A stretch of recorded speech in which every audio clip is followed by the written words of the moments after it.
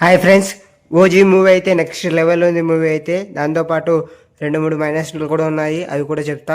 పవన్ కళ్యాణ్ గారి ఫ్యాన్స్కి, నార్మల్ ఆడియన్స్కి జస్ట్ ఇంటర్వెల్ సీన్ ఒక్కటి చాలు మనం పెట్టిన టికెట్ డబ్బులకి వర్త్ కదరా అని అనిపిస్తుంది. ఫస్ట్ హాఫ్ కంప్లీట్లీ అరాచకంగా ఉంటుంది మూవీ.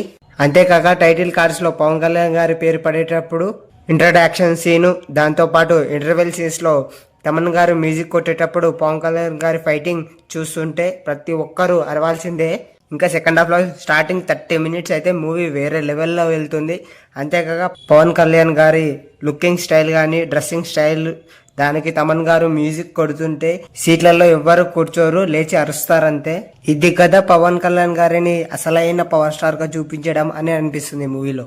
ఇంకా చెప్పాలంటే పవన్ కళ్యాణ్ గారి old super hit songs reference వస్తాయి, అవైతే భలేగా చూపించారు. ముందుగా అయితే వీడియోని లైక్ చేసి అలాగే సబ్స్క్రైబ్ చేసుకోండి. సుజిత్ గారు బాగానే ఎఫెక్ట్స్ పెట్టారనిపిస్తుంది, ఎలిమెంట్స్ బాగా ఇచ్చారు.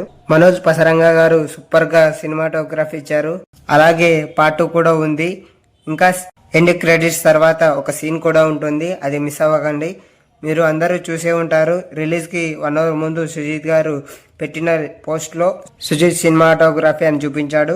మూవీ లెంత్ వచ్చేసి 2 hours 30 minutes ఉంటుంది. మూవీలో వైలెన్స్, బ్లడ్, తలలు నరికేయడం, ఇంకా హిందీలో వల్గర్ వర్డ్స్ ఉంటాయి. 2-3 ఉంటాయి అంటే. ఫ్యామిలీ చూడాలనుకుంటే ఇవి దృష్టిలో పెట్టుకొని చూడండి.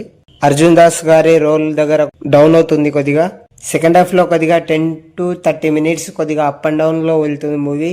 అలాగే ఫ్యామిలీ డ్రామా దగ్గర కొద్దిగా డౌన్ అవుతుంది.